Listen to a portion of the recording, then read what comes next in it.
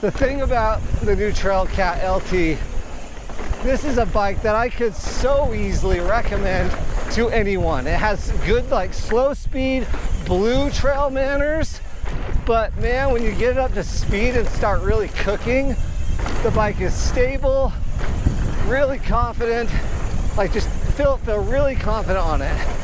It's a pretty stiff bike too. That probably is the reason why you feel that way, but the bike rips all terrain really well. It's as versatile as a bike as I've ever ridden. What's up guys? I could not be more excited to be sharing my review of the Pivot Trailcat LT. You've probably already seen my previous review of the shorter travel version of this bike. So this bike comes in an SL and an LT. And I already did the review on the SL.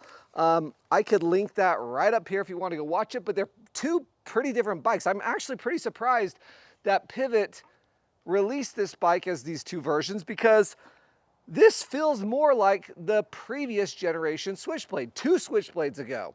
This is 135 millimeters of rear DW Link suspension travel in the rear. So 135 in the rear and a Fox 36 up front that's 150 millimeters. And it has the new Grip X2 damper in it. And this is the best bike that Pivot has ever made. I knew I was going to say that in this video, and so I thought, man, you got to be sure about this, Jason, if that's what you're going to say. And I'm sticking to it. It's the best bike they've ever made. I'm going to talk about how this bike compares to the current Pivot Switchblade and the shorter travel Trailcat, the SL, in today's video. So stick around till the end. We're also going to talk about how it climbs, how it descends, and who I think this bike is for. Today's video is sponsored by Nolly Eyewear. So all bikes today, it's April of 2025. Everybody makes pretty good bikes. They climb pretty well and they descend pretty well. So what makes this bike stand out? I would put this into a category of special bikes. For me, the 4th generation Ibis Ripley was a special bike. It just was better than the other bikes in the category at that time back in 2019, 2020 when it came out.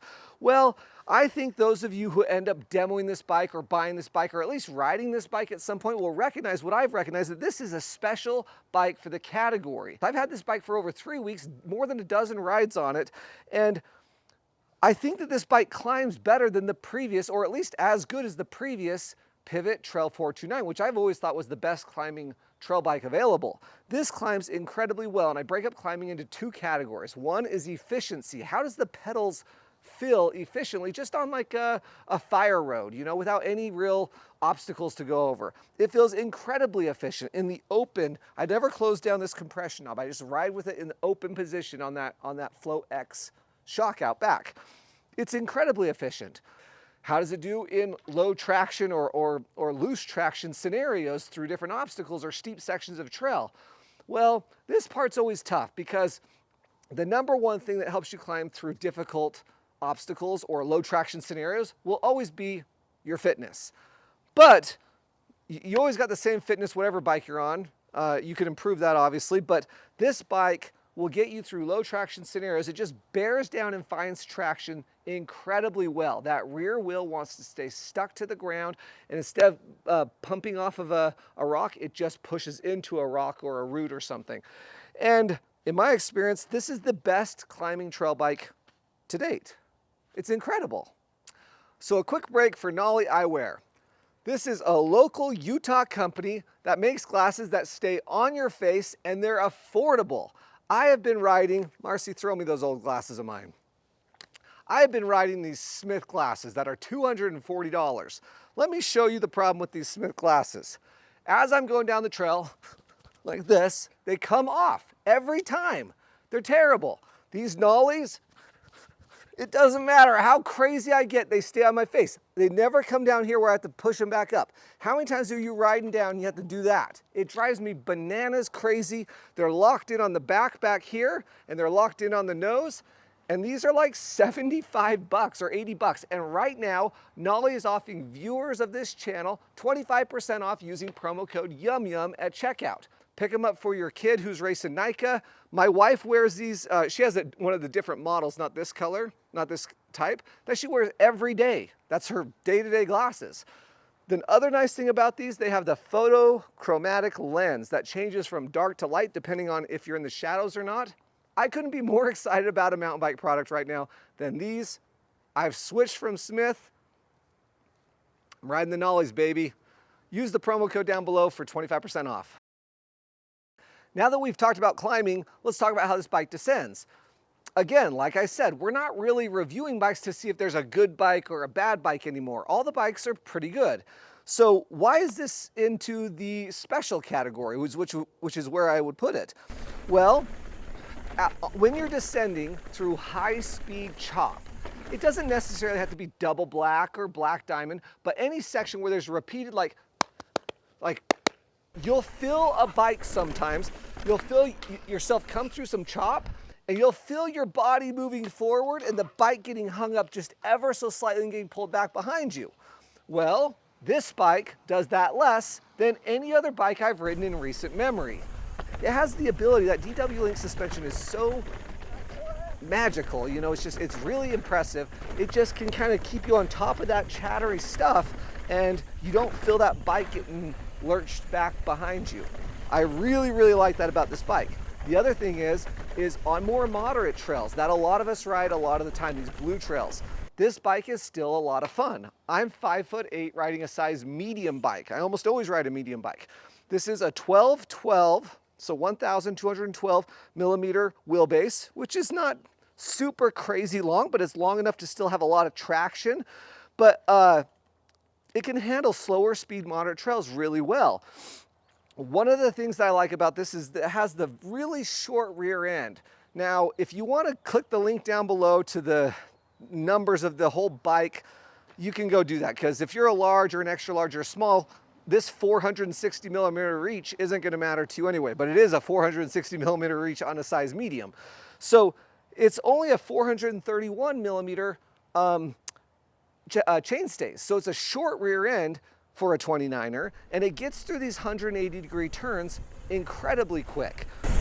In this section right here, just like tight stuff, I guess because that shorter rear end maybe, but like it just boogies through all this stuff.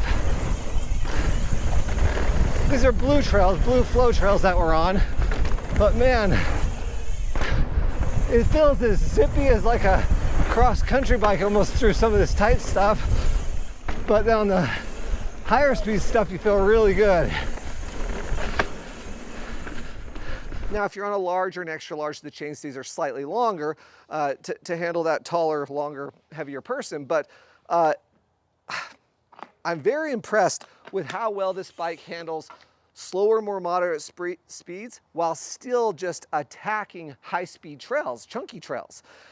This bike is a bike that I would feel comfortable taking anywhere. So who is this bike for? Well, if you're a dad like me, I'm in my 40s, I'm not quite sending in as much as I used to maybe 5 or 6 years ago even. I still go ride all the double black trails. I just do them maybe a little bit slower because I got to go to work tomorrow. I got to take care of my family, things like that. I'm sure you can appreciate that. So this bike will get me onto those double black trails, and I have tons of confidence riding just any trail on this bike. But on the more moderate trails that I find myself riding more often, this bike is more fun than the Firebird or the Switchblade or the Yeti SB140 or some of these longer travel bikes. It can just handle those blue trails better, and they're more rewarding and more fun to ride. So when I think about this bike compared to the current Switchblade, this is still a very stiff bike compared to other bikes that I've been riding. It feels more stiff than the Transition Smuggler that I've been riding, but it's not so stiff that I feel like I'm getting bucked around sometimes through really sketchy sections of trail. That's, you know, cue in the current Switchblade. The current Switchblade can sometimes feel a little chattery underneath me, like it's just, maybe I'm too lightweight. I'm 145 pounds. Maybe I'm too lightweight or something, but it will feel a little chattery to me, where this will smooth out that same chattery trail at a same speed as the Switchblade. I would pick this over the Switchblade. So what has Pivot done? I'm concerned about Pivot. These guys are building really incredible bikes, but with the launch of this LT Trailcat, I really do wonder who's going to pick the Switchblade over this? And then I think about the people on the other end. So that's the longer travel. So let's go down here to the shorter travel, down here where the Mach 4 SL is, their kind of cross-country bike, right? And the Trailcat SL, right? I can't think of a friend who I would recommend the Trailcat SL to, where I wouldn't say, well, you really ought to just get the Mach 4 SL. It handles all that cross-country and blue and even black trails so incredibly well. Why get the SL? Or if they want to go a little bit more longer travel, I'd say, well, skip over the SL and go to the LT. I can't build a case for someone buying a Pivot Switchblade or a Trailcat SL anymore. I'd say just get the Firebird, the Trailcat LT, or go down to the Mach 4 SL. I hope today's video was helpful. I know I don't go into all the numbers about, 65.3 degree head tube angle, which is what this bike has, or a 76.5 degree seat tube angle, which I'm pretty sure this bike has, because I just get out on the bike and I want to ride it. I want to give you guys what you can't get if you can't go demo this bike, or if you don't have access to this bike. This bike, here's the takeaway. It climbs incredibly well. Probably the best climbing trail bike you're going to find before you go down into like a lighter weight cross-country bike with faster rolling tires, right? Number two, it handles high-speed chop incredibly well, better than the Switchblade. It just is butter. I don't feel that bike getting hung up on stuff as I'm ripping through at high speeds, even on very demanding sections of trail, right? If there was a downside on this bike, it's kind of heavy, but you know what? The market, it's the consumers that want these freaking heavy bikes. You want to know why? Because everyone thinks they need to have down tube storage. I don't even know what you're going to put in this down tube storage. It's not very big, but there you go. You got your down tube storage. I think it makes these bikes heavier. I don't know for sure, but I think they make bikes heavier and I don't need down tube storage. So it's got that. It's a little bit heavy. I think this is the XTR Pro build with carbon wheels. And I want to say it's right at 29 pounds. I mean, it's not terrible. I'm okay with that. I can live with that, but I'd prefer it at 27 pounds. My Smuggler that I have weighs 27 or 27 and a half pounds, I think. So that's the downside. It's a little bit heavy, but man, this frame, dead quiet when you're riding it. No rattling around, no weird noises, no pivots making noises.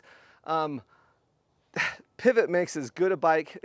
I think they're the best. I think they make the nicest quality bikes. The frames are unbelievable. Other things I should mention, but you can probably just read online. It's got the little flip switch here, so you can go from the low to the high setting. It ships in the low setting, and I've kept it in the low setting since. You can run it mullet with a 27.5 wheel out back. I haven't done that. I like it as a 29er. I hope today's video was helpful. I know it kind of got a little long, but thank you for watching my videos. This bike was picked up from Salt Cycles. So, I'll just mention this real quick too. With the bike industry kind of, tariffs and all this stuff going on, who knows what's going on with the bike industry right now? I know Revel Bikes just closed down their doors. Really sad to see that. If you have a brand that you really like Pivot, like Salt Cycles, now's the time to support them. If these videos are helpful for you, support the people who support me so I can keep making videos like this. Buy your bike from Salt Cycles. Chris and Jason and Amy are the owners of Salt Cycles. They run such a good business. If you want to customize the bike, swapping out tires, putting on custom carbon wheels that they make, these incredible custom carbon Salt Cycles wheels. If you want to switch to some XT parts or other different parts, they are happy to help you customize and build your dream bike. They're incredibly easy to work with, and they're the kindest people in the bike industry. They're incredible. So purchase your bike from Salt Cycles. Give them a call. Their number's listed right here. They have helped me keep my YouTube going by getting me bikes early so I can produce videos and publish them here on my YouTube channel. So support the people who support me. I mean, this could be the best trail bike available right now. I really think so. It's a great bike. So thanks for watching today. We'll see you in the comment section down below. Leave a comment or ask a question. I do a good job of answering those for about the next week. Thanks, guys. We'll see you in the next one. Okay, let's try on these little jump section of trail here. Oh man, that one kind of booted me a little weird. These are all brand new jumps I haven't spent really any time on. Man, all these little tight sections. Fun.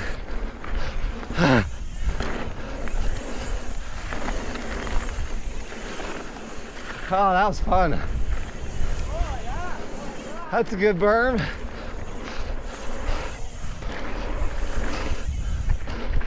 Yeah, I mean, in all those tight little jumpy sections, bike's rad.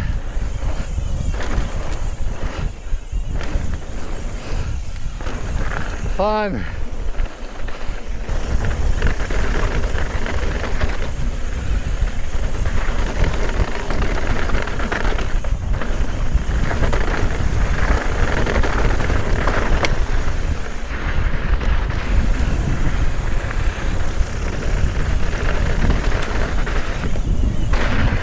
You.